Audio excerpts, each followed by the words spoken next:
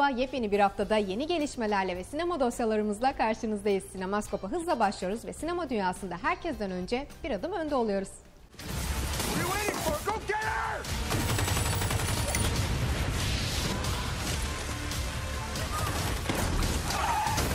What happens to one of you happens to you all. Distopik filmler her zaman dikkat çeker. Bunlardan birisi de değişik bir konuya sahip olan Seven Sisters.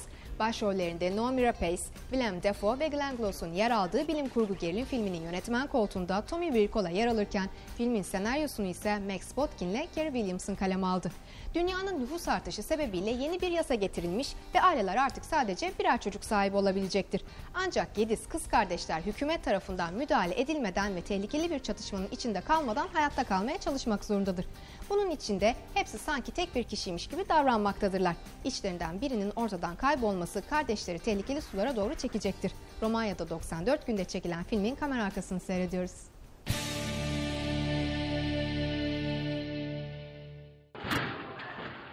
It's not so very different from the world we live in today. This is probably the most challenging thing I've ever done. These kinds of stories in the gray areas of life are much more interesting than anything that's black and white, because life is not black and white. It's the world in the future, near future, but the world hasn't really gone that much forward. It has taken one step forward and two steps back. The premise is we're in an overpopulated world, and the government has set a one-child policy that they want strictly enforced. 7 sisters, 7 identical sisters, surviving as one in a world where siblings are not allowed. And the grandfather actually raises them. You must work collectively. And because they're 7, he names them each one day of the week. For the world, they seem like one person, but 6 days a week, the siblings wait until their turn to go outside. And they're confined in this space, in this loft, where, it's their home, it's their sanctuary, but it's also at the same time their prison. So Monday gets to go out on Monday, Tuesday gets to go out on Tuesday, and so on. And our story evolves until Monday night. Monday does not come home. Well, Karen Sutman is a character created by Terence Sutman, who is the grandfather of the characters that Noomi play, and he's constructed his character for them to live through and to be when they go outside the house. That are function as one, and they're completely depending on each other, but they still have their own desires and dreams and personalities. Well, technically speaking, one of us would get to live. Monday is the most like Karen Sutman. She has embraced this life. Tuesday is the hippie, she smokes dope, she's kind of like whatever. Wednesday is the sports fan. She is athletic, rough, tomboy. Thursday is the rebel. She doesn't want to be Karen Sutman once a week. She wants to have her own life. Friday is a computer geek. She has very bad social skills. Saturday, of course, she never goes to work. She's always the one who has to take clients out for drinks or meet them in a social setting. And Sunday is the mother of them all. She's the one that cooks dinner and takes care of them. So they all have different skill sets that they bring to the character and to their life of Karen Sutman, which makes them combine a very, very strong person. It's almost like chapters of my life. I've been moving around a lot, and then as a kid, you learn how to adapt into different situations, and you just become a chameleon because that's the way you have to do it. And also the idea that, there's a little bit of Monday, Tuesday, Wednesday, Thursday, all of these characters in all of us. I feel like all of them are parts of a fractured psyche. She needs to come up with something. We can come up with a funny line that she kind of comments on her face and her being blonde, and the apartment is a complete mess. I am absolutely lucky because when Rafaela told me it's Noomi Rapace, I was immediately went to see the face. And I see all the space is correct to do changement. I go, oh, meno male, fantastic. It's just amazing to see what Noomi can do, bringing to life these 7 characters. She has so many great qualities, but the fearless aspect of it and how much I knew she would embrace it is, of course, key. I have a slight dose of schizophrenia in me. I don't know. Willem Dafoe plays the role of Terence, who's the grandfather of the character that Noomi plays. And he is their guardian. He's the one that raises them and teaches them about the world and how to survive. It's an interesting character because he's a man that you're not quite sure where he fits into the world or where he comes from, but he's obviously given everything up to take care and nurture and teach these 7 children. Action. Joe is Cayman, Glenn Close's character's right hand, sort of henchman, and he's a child education bureau agent who's chasing down the siblings. You got guts. I'll give you that. The challenge has been to build up an inner logic for the character. Why does he do these things? Why is he on Cayman's team? Because they both have a point. In a world where there's overpopulation, you should probably stick to the one child. Glenn Close plays Nicolette Cayman, who is the leader of the Child Education Bureau, the boss, the person who runs it all. And I think she is a person who believes strongly in what she does, and I think she's right about the world in so many ways. But she's not sentimental. If she allowed herself to be sentimental, she would never be able to do what she does. It's in our lifetime, even in my lifetime, that there's going to be a big problem with overpopulation. When I was studying in biology in college, we did an experiment where we put microbes in a tube, and their population goes up, then it levels off, and then they die because their own waste basically kills them. And that's kind of the world that in this movie people are trying to recover.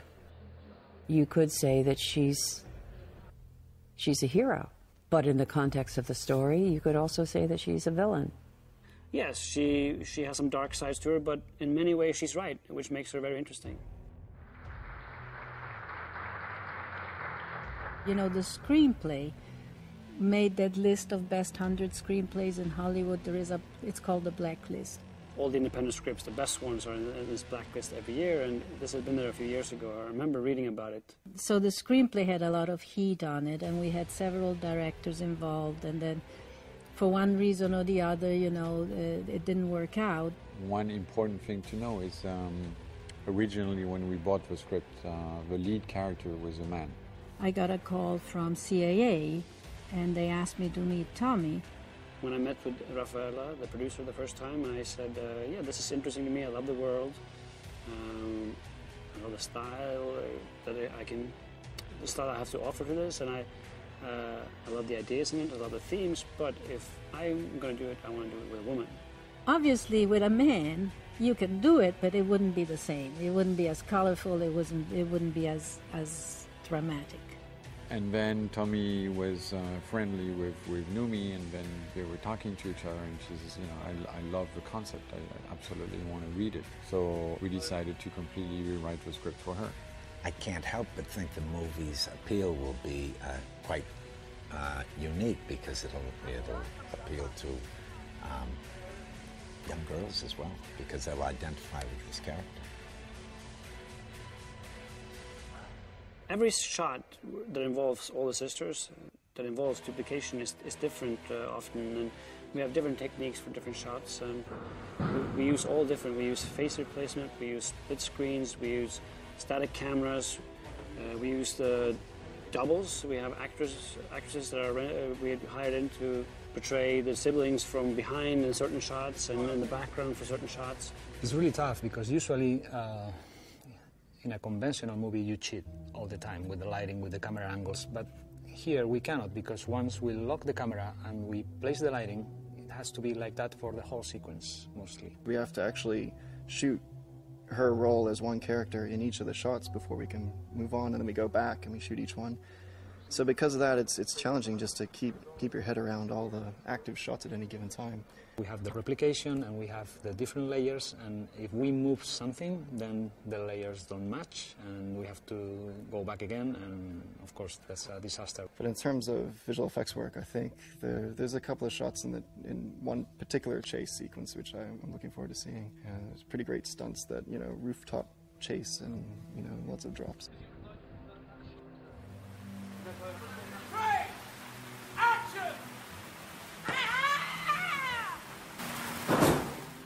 Numi is very, very physical herself. She's really good. She does most of it herself.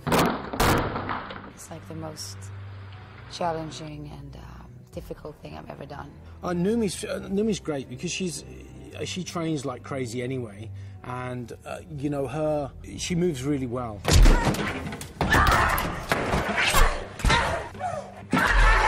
We've only done one real fight scene with her, but that was a big one, and it involved all of the sisters that she's playing except one. There's 5 of the sisters who actually have a fight there with like 3 enforcers, or you know, 3 agents. When the fight starts, they get to experience them one by one as they attack them, and in all their different ways and with different personalities.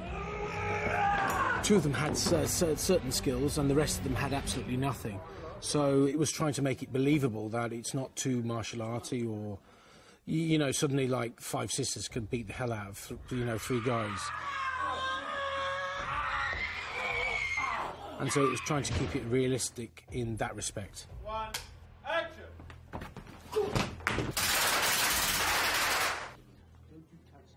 All the sisters have such a unique personality, and of course that's reflected in the apartment that they share. You know, 50% of the movie is in the loft. So there's our old, gritty, warm... When you're actually concentrated on an area, you see that personality. But then when you see the whole loft, it all feels like one place. It's their safe space, but at the same time it's very representative of the world that is outside, which is just crowded and overpopulated. We found some amazing locations that we're going to shoot in, and we're also building parts of it. It's of course the heart of this world in a way, because this is where children are being taken if they're caught. This is where Cayman rules from. This is her base of operation, and it was important that it's big, it's grand, it's unique, and but it should also feel like a scary place to go to. Because of the topic of the other population, with Raphael and with Tommy, we always thought it was important that it remained very real and very grounded. Because it's futuristic, but there's nothing in the script that really demands that it's terrifically technologically different. It's almost like we've kind of just bumped along the way we've been bumping along. It's just, just try and keep it as simple as possible. Take something that you're familiar with and give it a little twist if we possibly can. I think we have a very rich script, and of course I hope they think when they go out as well. We have a very important message to our film, and we have important themes and a great core. And I do believe we're touching on a couple of very important subjects when it comes to the future of our planet. When you see all those 7 siblings interacting, you get struck by the originality of it all. It's such an original concept. It's an action-packed, incredibly different thriller. It mixes the high concept you often see in big American films, but with great themes and characters you see in smaller film, independent films, and European films. I think it has the thriller, it has the kind of typical thriller element, but also it's a drama between like sisterhood and everything that comes with like different and complicated family. We haven't used our superior brain in order to survive on a planet. We have not learned how to sustain either the planet or ourselves. And if we had used our brain, we would have figured it out. Now we're in a point where you have to legislate change. Where we are in the world right now with overpopulation, I think the figures were in 7+ billion, heading rapidly to 10 billion people. Can we support that many people on the planet? Are we depleting our finite resources? It's a movie that I hope will get a lot of people. They'll be entertained on one hand, and I think we will have done our job if they go out really questioning and thinking about how Homo sapiens, how humanity relates to the rest of the planet. I should have seen this coming. Yoğun bir sinema turunun ardından Sinemaskop'un sonuna geldik. Haftaya yine dolu dolu bir bölümle aynı gün ve saatte tekrar ekranlarınızda karşınızda olacağız. Hafta içi boyunca sinemadan haberdar olmak istiyorsanız da sizleri sosyal medya hesaplarımıza bekliyoruz. Sinemasız kalmayın. Hoşçakalın.